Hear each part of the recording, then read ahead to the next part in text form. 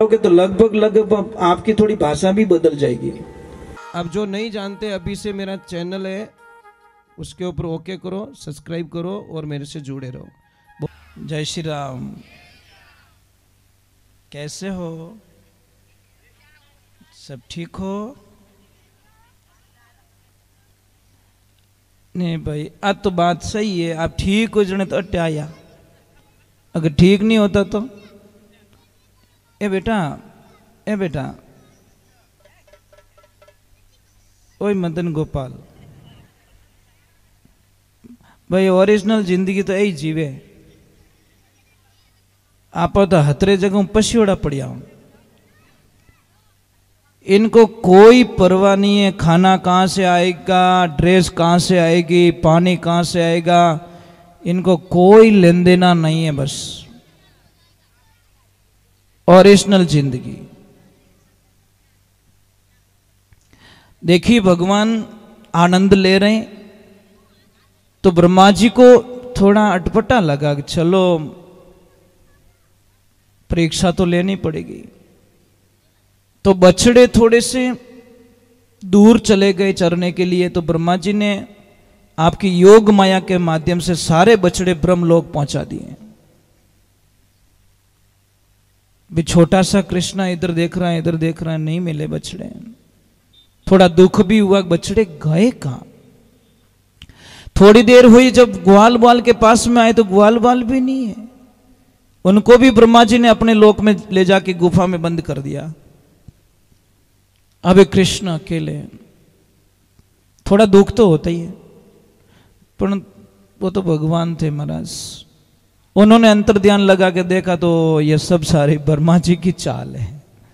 उन्होंने अपना काम किया, करने दो, कोई बात, तुम भी खुश रहो। भगवान ने अपने अंश में सेम के सेम इतने कितने बच्चे प्रकट कर लिए और इतने कितने ग्वाल बाल प्रकट कर लिए, कोई चेंजिंग नहीं। बस ब्रह्मा जी के ठिकाने और ये इनके ठिकाने। शाम को घर पे आ रहे हैं, फिर आप रहे जंगल में आ रहे, ऐसे करते करते 12 महीने बीत गए।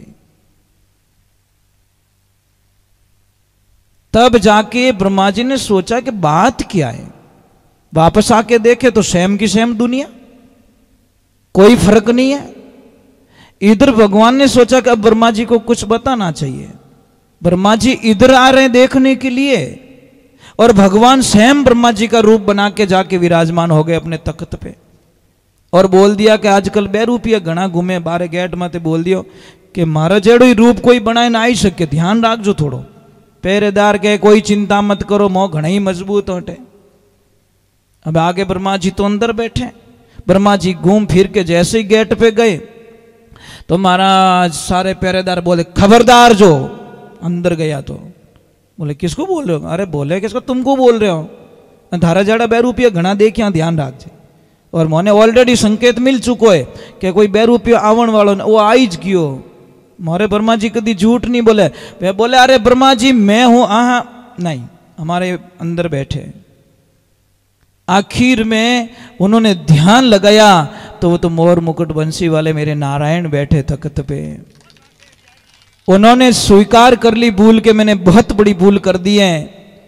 कहते हैं ऐसा भागवत जी में बताया गया कि वहां पे तो 12 महीने बीत गए, परंतु ब्रह्मा जी के यहां पे सिर्फ 2 ही घंटे बीते थे, क्योंकि इनका दिन बहुत लंबा होता है। तो महाराज जाके जैसे ब्रह्मा जी अंदर, उनको बोला भाई थोड़ा मुझे अंदर जाने दो। भगवान को बोला कि वो अंदर आने के लिए जिद कर रहे हैं तो आ जाओ। और जैसे ब्रह्मा जी वहां पहुंचते भगवान अपने गोलोक धाम वापस आ जाते हैं। भगवान की कृपा होती है, सारे बछड़ों को मुक्त कर दिया जाता है। बछड़ों को चेतना क्या थी कि हम सुबह गए थे और अभी शाम हुई है। ग्वाल बाल को भी वही दिमाग में, ये पता नहीं कि 12 महीने हो चुके इस बात को। अब जाके मैया को बोल रहे अरे मैया आज तो तेरे कृष्णा ने, आज तेरे लाला ने इतना कमाल कर दिया। एक बहुत बड़ा अजगर था, इतना बड़ा अजगर था, उसके अंदर हम सारे लोग चले गए थे। उसने तो पूरे अजगर को मारा कब था? 12 महीने पहले। परंतु बात बता रहे आज, क्योंकि उनके लिए तो आज ही हुआ ना, अभी हुआ। उनको तो पता ही नहीं कि हम ब्रह्म लोग जाके वापस आए, वो तो योग माया लेके गई थी। तो थोड़ा सा नंद बाबा को थोड़ा अटपटा लगा कि नहीं, अब ये जगह छोड़ने में ही फायदा है। जब उन्होंने सारे लोगों को इकट्ठा किया और बोला कि भाई अब मैं जाता हूं, मैं चाहता हूं मैं ये जगह छोड़ दूं, मुझे एक बात बताओ, ऐसी कौन सी जगह बढ़िया है, कहां पे ऐसी जगह है जहां पे हम रह सके, हमारी गाय माता सुखी हो सके और हमारे को अच्छा हो सके। तो बहुत सारे लोगों ने बोला कि आपका राजमहल यहाँ पे, सब कुछ यहाँ पे पले बड़े यहीं पे हो, आप ये क्यों छोड़ रहे हो? कि मैं मेरे बच्चे के लिए कुछ भी कर सकता हूँ, मेरे बच्चा यहाँ सेफ नहीं है, बार बार लाला पे कोई कष्ट आ रहा है, क्योंकि मैं नहीं चाहता कि मेरे बच्चे पे कोई कष्ट आए। मेरे बच्चे के आगे ये गांव, ये महल कुछ भी नहीं है। देखो एक बात बोलूं आपको, देखो माता पिता कैसे दयालु होते हैं, अपनी सारी जिंदगी की प्रॉपर्टी 1 मिनट में बच्चों को दे के चले जाते, 1 मिनट में। और बनाते हुए भी पहले उनके दिमाग में ये चीज होती है कि ये मेरे छोटे वाला का, ये मेरे बड़े वाले का।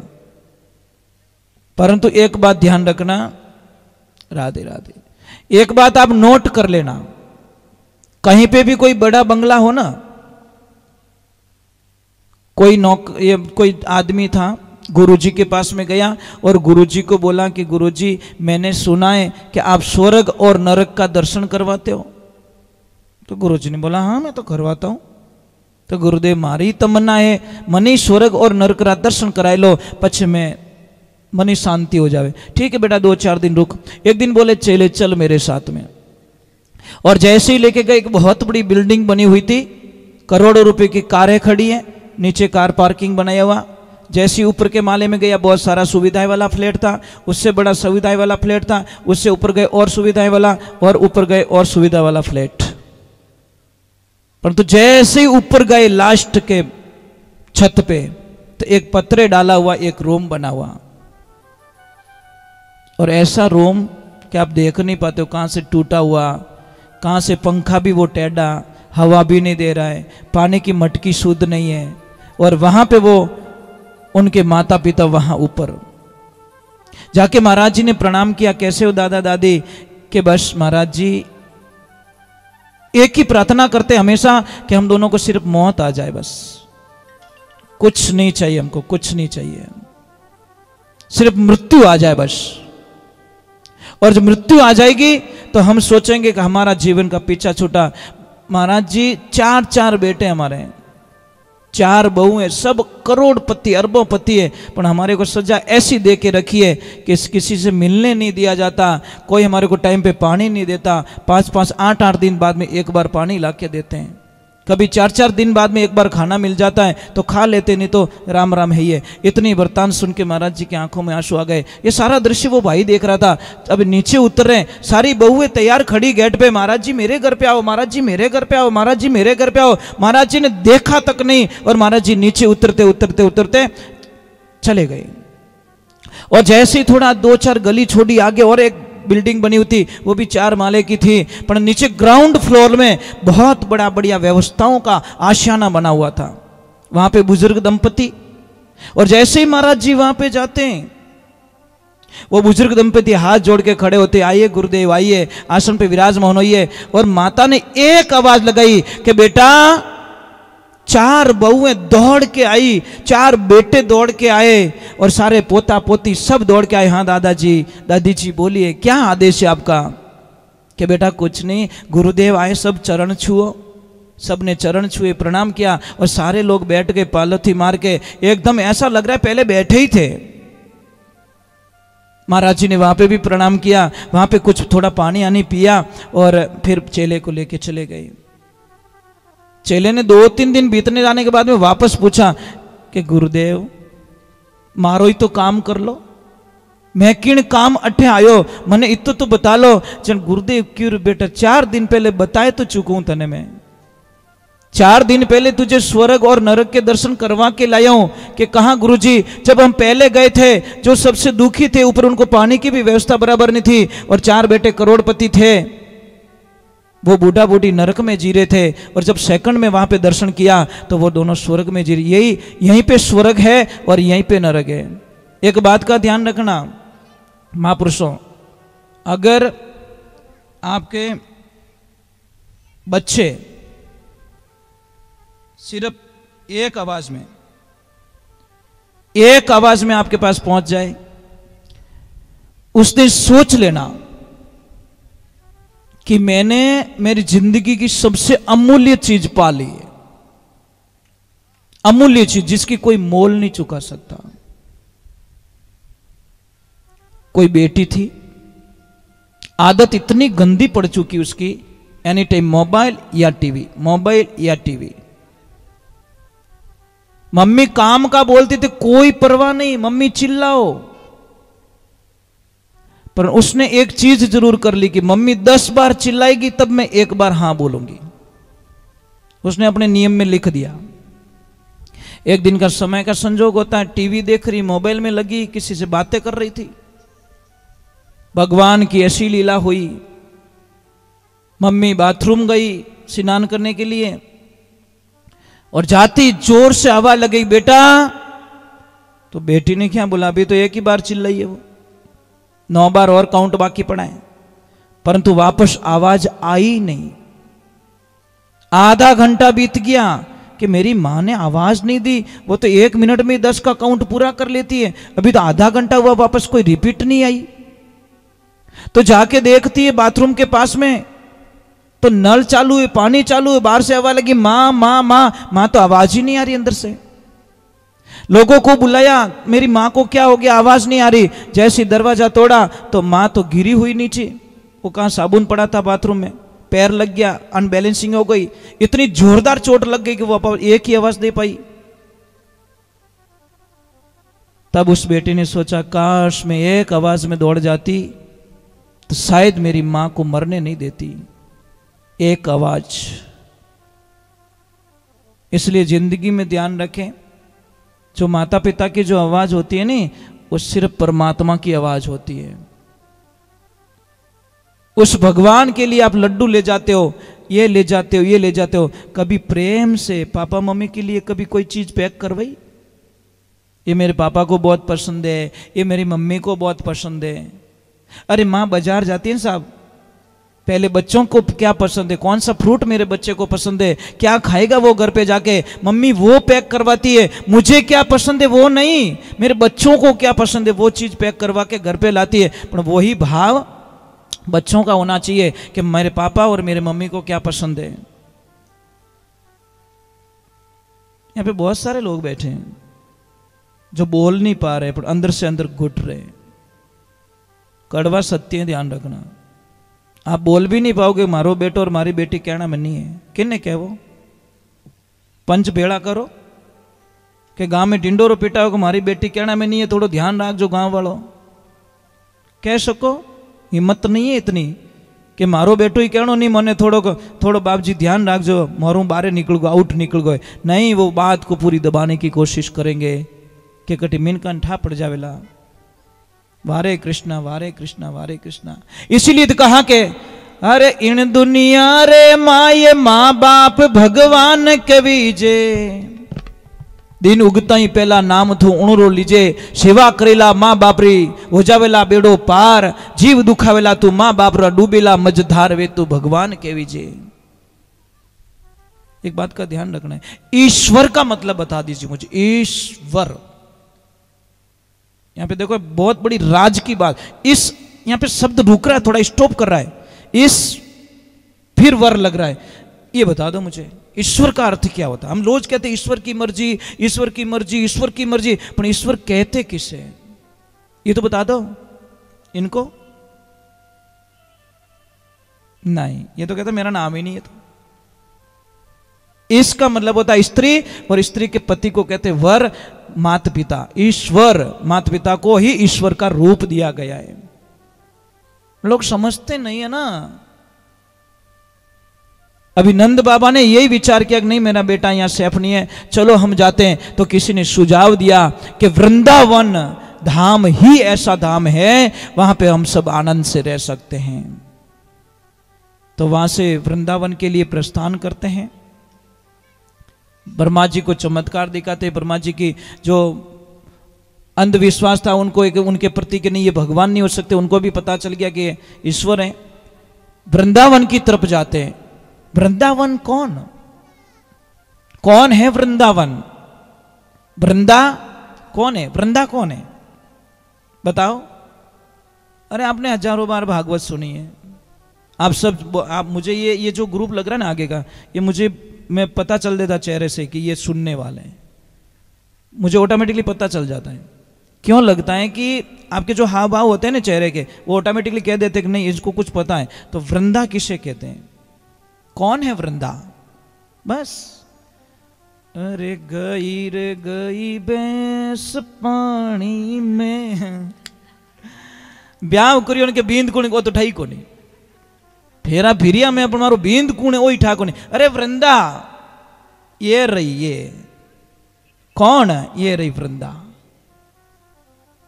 समझ में आ रही नहीं? यही वृंदा है। और इसी ने भगवान को कहा था कि आप कब मिलोगे? इसके वचन के कारण मेरे श्री नारायण वृंदावन में आसरा लेते हैं। और वृंदावन कौन है? तीर्थों का राजा कौन है? तीर्थों का राजा कौन है? तीर्थों का राजा प्रयागराज। तीर्थों का गुरु कौन है? पुष्कर राज। अब थाने एड्रेस ठा नहीं पड़े तो मैं बता दूं, पुष्कर से हम एकदम नजदीक में रहते हैं कुल मिला के। पुष्कर नाम सुनिए उड़ा, सुने हुए हो? ठीक है, पुष्कर के पास में रहते हैं, नजदीक है। जब पुष्कर जाते हो हमारे वहां पे होके निकलना पड़ता है। तो पुष्कर राज हैं तीर्थों के गुरु, और सबसे बड़ा राजा है तीर्थों का प्रयागराज। तो प्रयागराज को गुरु बनाया गया, अब राजा बनाया गया। राजा को मतलब होता है सारे छोटे छोटे जितने भी तीर्थ हैं वो माघ महीने के अंदर प्रयागराज को टैक्स चुकाए। नियम है टैक्स चुकाने के लिए, माघ महीने में सब आओ और अपना अपना टैक्स देके जाओ। तो इधर थोड़ी प्रॉब्लम खड़ी हो गई, वृंदावन जा ही नहीं रहा है।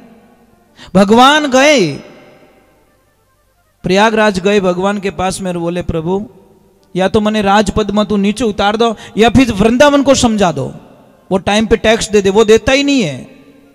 तो भगवान ने एक जवाब दिया कि मैंने तेरे को तीर्थों का राजा बनाया है, मेरे घर का राज्य नहीं बनाया तुझे। वृंदावन कौन है? वो मेरा घर है, मेरा धाम है, वहां पे तेरा कोई अधिकार नहीं है। तो वृंदावन जाते हैं, सब आनंद मंगल से रहते हैं एकदम बढ़िया। कोई क्या करे, अपने वहां पे भी कहां पीछा छोड़ रहे हैं, वहां पे भी कई राक्षसों को भेज देता है, वहां पे भी समस्याएं खड़ी कर देते हैं। हाँ देखा होगा ना? हाँ देखिए, ये देखिए एक ध्यान रखना, एक तो है सब जगह का फर्क तो पड़ता है। आप वहां पे जाओगे तो लगभग आपकी थोड़ी भाषा भी बदल जाएगी ऑटोमेटिकली। थोड़ा बोलने का तरीका होता है, टोन होता है ना, वो चेंज हो जाता है। जय श्री कृष्णा बोलते हैं, कोई राधे राधे बोल रहा है, कोई क्या बोल रहा है। आप यहां से आगे जाके क्या बोलोगे ये तो पता नहीं है, पर यहां अंदर घुसती ऑटोमेटिक चेंज हो जाओ। कितनी री उड़ी हुई तो अट शांति राख तू, मन तू बाहर आउन देता हूं। बाहर तो कहीं हमारे बीच में भगवान रे वार्तालाप हाले रही है, पर मैं बाहर आते ही पूरा काम कर लूंगा। परंतु यहां पे ये कारण होता है, सामने देखो बैठे नटखट, उनकी अर्धांगिनी भी बैठी है, शादी इनके साथ में तो कराते सालग्राम सिंह के साथ, है ना। तो देखिए भगवान की कृपा होती, वृंदावन जाते हैं तो थोड़ा एक भजन और गा लेते, गाएं क्या? मैया प्रणाम। एक बात अच्छी लगी कि माता जी आप अभी कुछ पढ़ रहे थे, थोड़ी देर पहले आप कुछ पढ़ रहे थे ना? हाँ, मुझे बहुत अच्छा लगा कि शायद यहाँ पे आके भी इनको मतलब इस चीज़ से इतना प्रेम है कि मतलब एक कुछ न कुछ तो ढूंढ रहे हैं उसमें। भाई आपकी कोई छोटी सी बात, ये झूमर घूम जाए नहीं यहाँ पे तो मन नहीं लागोगे छोड़न जाए सको। ऐसे ढूंढोगे पहले, ऐसे नहीं ढूंढोगे फिर चायनी मंगाओ गाँव घरों के, नहीं चायनी ला तो कुछ भी लेके मेरी झूमर यहाँ घूम गई है। बस वो ही ठिकाना रखो, मेरा कृष्ण कहीं ओझल हो गया है। तो भगवान को मिलने का क्या बहाना है? बहाना क्या है? हाँ चलो फिर क्यों छोड़े उसको? इसने तो किसको का सत्संग ने कितनों को कहां कहां पहुंचा दिया, इसीलिए सत्संग को अमर जड़ी कहा गया है। सत्संग कभी मरती नहीं है। सत्संग में जो कोई आए बैठता है उसका बेड़ा पार हो जाए। राधे, थोड़ा जोर से, कंजूसी मत करो, दिन 2 ही बाकी रहे। पच में किने कहूं, बस खुद ने या मेरी गायों को या मेरा एक छोटा है डैड फुटिया उसको, वही मेरा सहारा है बस। हाँ वही है सहारा बस, क्योंकि उसके बिना रह भी नहीं सकता। अभी मैं आया हूँ, हमारा जीव बहुत मतलब वो इतनी बातें करता है, इतनी प्रश्न करता है, मेरे को ऑटोमेटिकली नींद आ जाती है। बस अभी मुझे कथा करके अभी देख रहा है वो, हाँ वो फोन लेके जो जो चीज बोली मुझे वापस बोलेगा वो, ऐसे किया, ऐसे बोले आप, ऐसे बोले। है तो क्या 2-2.25 साल का होगा, परंतु इतना ध्यान रखता है वो जिसकी हम कल्पना भी नहीं कर सकते। और इतने प्रश्न करता है, मुझे बहुत अच्छा लगा, जिज्ञासा है ना। मैं उनको टोकता नहीं, कभी नहीं टोकता। ये महाराज जी ये कैसा क्यों है, वो गुरुजी कहता है गुरुजी ये ऐसा क्यों है, ये ऐसा क्यों। मैं उसको कभी नहीं टोकता, तू चुप रह जा यार, दिमाग खराब मत कर। नहीं, मुझे पता है कि पता नहीं इसके मुंह से कब कौन सा शब्द निकल जाए और उस पर मैं मंथन करूं और मेरे जीवन का कल्याण हो जाए। कौन जाने कब ये प्रश्न कर ले और मेरे जीवन में कुछ नई रोशनी आ जाए। भगवान कहलवा दे भाई उससे, कौन जाने। हम बच्चे मान के सबसे बड़ी भूल कर देते हैं। बच्चे में इतनी जिज्ञासाएं होती नहीं, वो कुछ कुछ पूछता रहता है। बच्चे को हमेशा बताओ, आंसर दो। गलत बोले तो वहां पे समझाओ बेटा ये गलत है, वहां पे टोक लो आप। ये चीज है। पर बच्चों को कभी मारपीट मत करना। आप भगवान से सच में प्रेम करते हो देवियां? अटी तो ठीक है, कोई बात नहीं।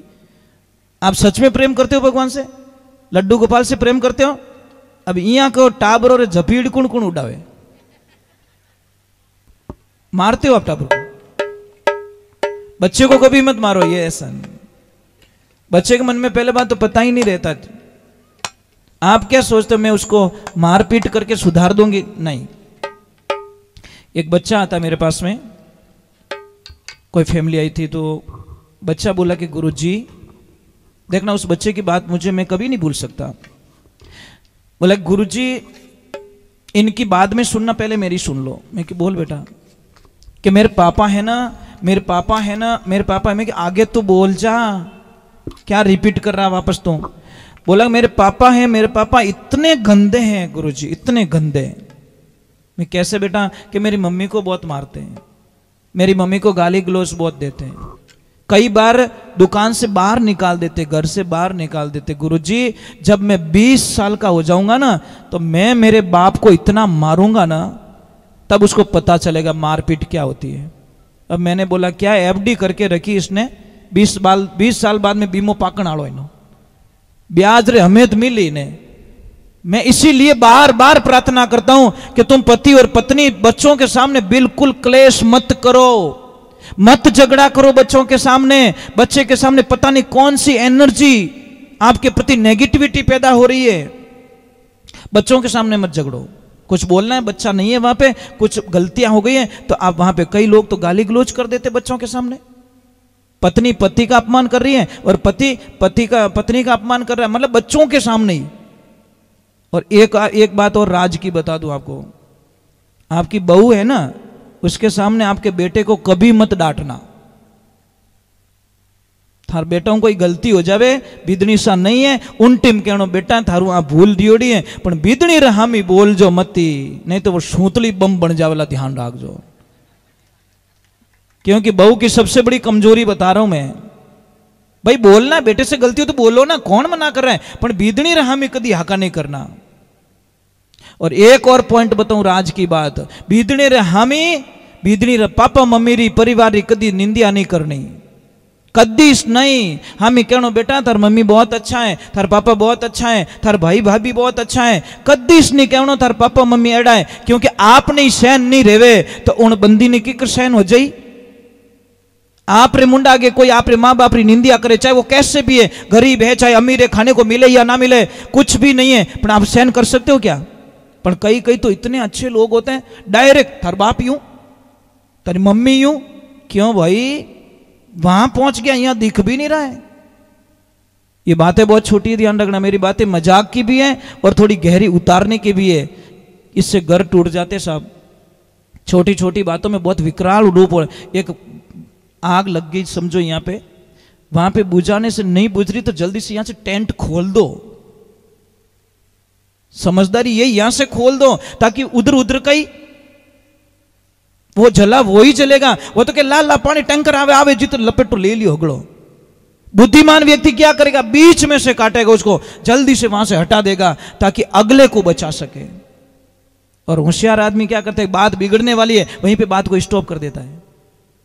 बात को स्टॉप करना मतलब टेंट को लेना, यही तो मैं समझा रहा हूं आपको। तो भगवान की कृपा, वृंदावन और भगवान का थोड़ा कुछ बहाना भी ढूंढ लेते हैं, चलते हैं कृष्णा के चरणों में।